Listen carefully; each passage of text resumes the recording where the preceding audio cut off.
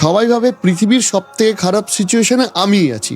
এই ডিফিকাল্ট টাইমেও বা এই পারফেক্ট জিনিসগুলো ভাববে কি করে তারা? ডিফিকাল্ট সিচুয়েশনে ভালো ভাবতে গেলে আগে নিজেকে এভাবে ভাবতে হবে, আমি যে চ্যালেঞ্জে আছি এর থেকেও বড় চ্যালেঞ্জে অনেক মানুষ আছে।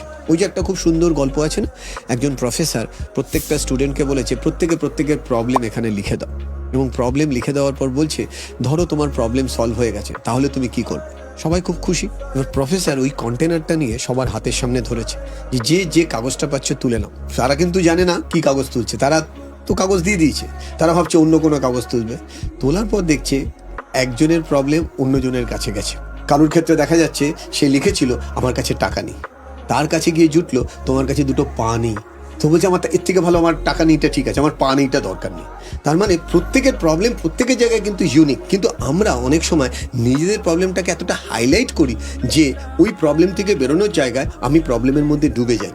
যে কারণে বলা হয় when you inside the problem, inside the challenge, you never find the answer, you have to go back। মানে খুব সুন্দর একটা এক্সাম্পল আমার এক টিচার একবার দিয়েছিলেন, 20 ফুট বাই 20 ফুট একটা হোর্ডিং, যেটা হয়তো অনেক ওপরে লাগবে, ওই হোর্ডিংটা নিচে নামানো আছে।